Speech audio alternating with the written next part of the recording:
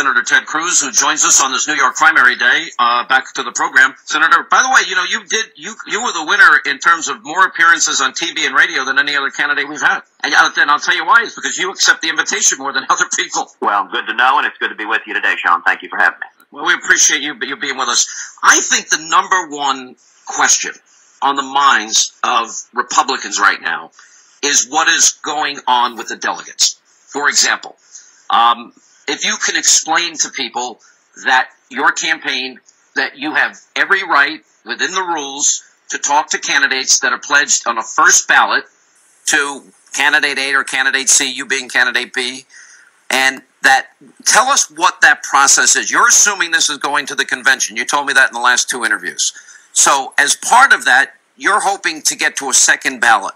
In other words, in a second ballot, people that support Donald Trump or John Kasich or Marco Rubio, if those delegates are still relevant, can then switch their votes. So you are in a process of talking to delegates, and it seems to be very extensive. Can you explain to people what's going on?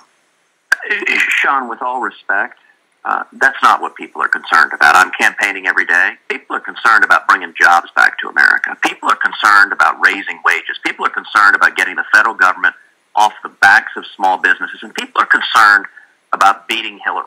And the media loves to obsess about process. This process and this whining from the Trump campaign is all silly. It's very, very simple. Senator, hang on a second. Senator, I'm on social media with millions of people. I have 550 radio stations, and I have the top-rated cable show at my hour all across the board. And I am telling you that people are telling me that they find this whole process confusing. I can read the articles, for example, about, what people want to know what actually happened in Georgia this weekend, where people that, I guess, on the first ballot are going to Donald Trump, but representatives of yours talk to them and are persuading them to vote for you on a second ballot. That is an important question, because I think most people would like to know how this works. And I really am asking you, it's more than a process question. It's an integrity of the election question, and everybody's asking me this question. So I'm giving you an opportunity to explain it. Sean, the only people asking this question are the hardcore Donald Trump supporters. Well, why do you do this every single time No, you got to stop. Every time I have you on the air and I ask a legitimate question, you try to throw this in my face. I'm getting sick of it. I've had you on more than any other candidate on radio and TV. So if I ask you, Senator, a legitimate question to explain to the audience, why don't you just answer it? Sean, can I answer your question without being interrupted? Go ahead. In the last 3 weeks, there have been 5 elections in 5 states: Utah, North Dakota, Wisconsin, Colorado, Wyoming. We've won all 5. Over 1.3 million people voted in those 5 states. We won all 5. All of this noise and complaining and whining has come from the Trump campaign, because they don't like the fact that they've lost 5 elections in a row, that Republicans are uniting behind our campaign, so they're screaming on Drudge, and it's getting echoed, this notion of voterless election. It is nonsense. They are making it up. Over 1.3 million people voted. We won landslides in all 5. Now, there is a second component beyond the elections, which is the individual delegates are elected by the people. Donald Trump's campaign does not know how to organize on the grassroots. And so when the delegates are elected, conservative activists, real conservative activists show up and they elect delegates, and we are winning those elections over and over and over again. The Donald Trump campaign doesn't know what they're doing. They don't show up. In Colorado, the Donald Trump team was handing out flyers asking their supporters to vote for a slate of delegates. They included Cruz delegates on their slate. They just didn't even know how to type up a piece of paper without getting it wrong. In Washington State, when Washington State elected their delegates, 3 days before the election, the Donald Trump campaign, in a panic, realized Washington State was getting ready to elect their delegates. They sent out an emergency email to their Washington supporters, but they screwed up and sent it to their Washington, D.C. supporters instead of their Washington State supporters. I cannot help that the Donald Trump campaign does not seem capable of running a lemonade stand. Elections are won by voters and grassroots activists showing up and voting for the candidate they support. And we are winning election after election after election, and nobody, as I travel the country, nobody is asking me this other than the Trumpsters and people repeating it. What they're asking is, how do we beat Hillary, and how do we bring back jobs? My focus is on jobs, freedom, and security, not this incessant whining from the other side. If you lose, don't cry about it. Go back and learn how to win an election. That's what this election is all about. My question is rooted in this. As I've gone and I've been reading in every state, a lot of people are under the impression that after a state votes or caucuses, that the process is over. Most people, believe it or not, senators, are not as deeply knowledgeable as you are about what happens with the delegates after. For example, this weekend, I think you could actually use the term, it was like a delegate bloodbath for Donald Trump, according to Politico. They used those words. And I'll quote Politico, quote, in Georgia, in Wyoming, in South Carolina, in Kansas, in Florida, Ted Cruz put on a clinic mobilizing his GOP activist base to capture at least 50 delegates on Saturday, while Trump came away with about a dozen in another bruising defeat that undermines his chances to become the Republican presidential nominee. Ted Cruz is now closed within nearly 200 delegates of Donald Trump. So what I'm trying to ask and ascertain is, can you explain to people what exactly happens in these moments? It's a simple question. It's not a Trump question. It's a question about what's going to happen. You're arguing, Kasich is arguing that this is going to be settled at the convention,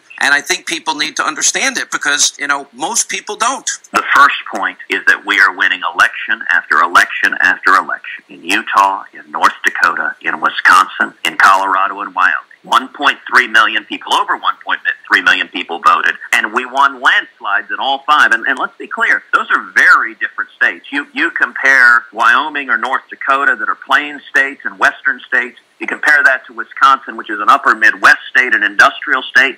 You compare that to Colorado, which is a blue to purple state, a libertarianish state. We're winning landslides everywhere. Now, the Trump campaign is in a panic. They don't know how to handle losing over and over again. So they're screaming every time the people vote against them. They scream the election's been stolen. No, when people vote against you, it means you've lost an election. Now, the second phase, which I just said a minute ago, is the actual delegates that go to Cleveland are elected by the people. And if you want to elect delegates, your supporters come and vote. Every other presidential candidate knows how to figure this out. And by the way, every presidential candidate has known how to figure this out in every prior cycle. The Donald Trump campaign doesn't know what they're doing. It's a Kim Kardashian reality show.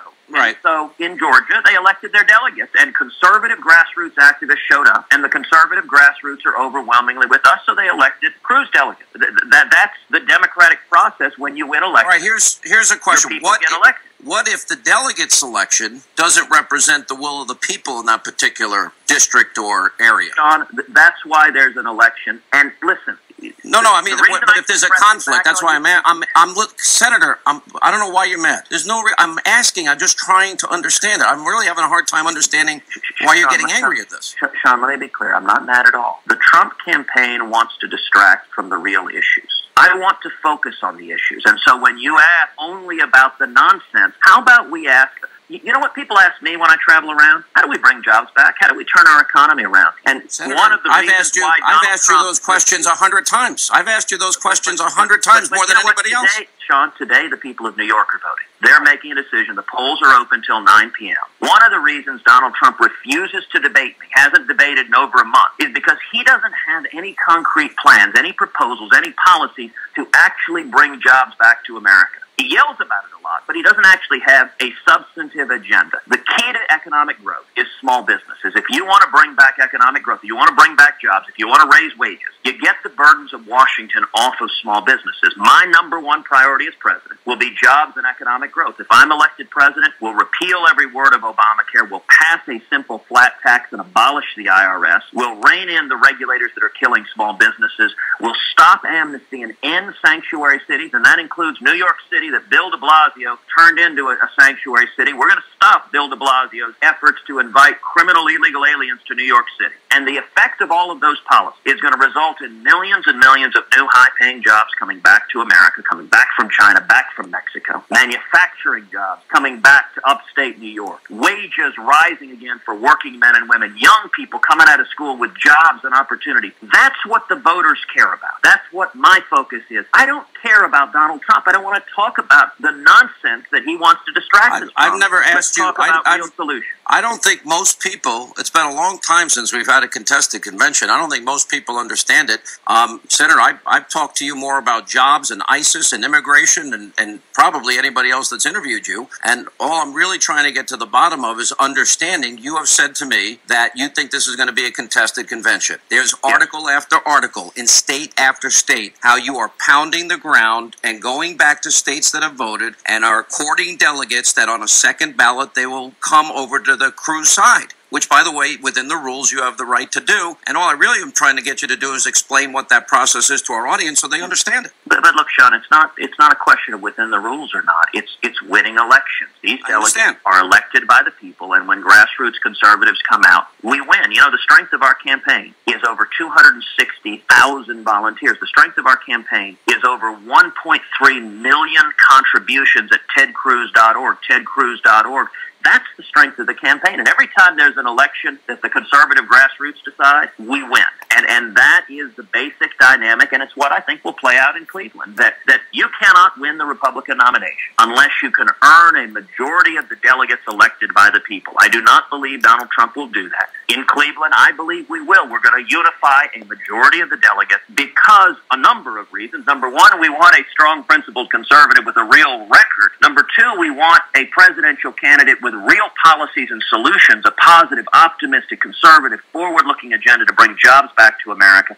But number three, we want to beat Hillary Clinton. And if Donald Trump is the nominee, Hillary wins by double digits. If I'm the nominee, we beat Hillary Clinton in the general election. And that's why we're winning election after election. It's why we're uniting Republicans. One of the things that I know many of my audience are worried about is after this process, it seems to be getting and growing more contentious every day, is how the party is going to be united. Any thoughts on that? Yeah, look, I think you are absolutely right that it is critical to unite the party, not only to unite the Republican Party, but to unite America. And that is my number one focus right now, is uniting the party and ultimately uniting the country. Of the 17 Republican candidates who started this campaign, 5 are now supporting our campaign. We've been endorsed by Rick Perry, by Lindsey Graham, by Jeb Bush, by Scott Walker, and Carly Fiorina. That is an incredible array. It is geographically diverse across the country. It is ideological diverse. It is the full array of the Republican Party that's coming together and unifying. And that's what we've got to do, is stand together. We've got to bring together not just Republicans, but independents, libertarians, Democrats. You know, every day at events, I have Democrats come up to me and say, I've been a Democrat my whole life. I'm voting for you. Yesterday in Baltimore, an African-American man said exactly that. I've been a Democrat. I've always been a Democrat. I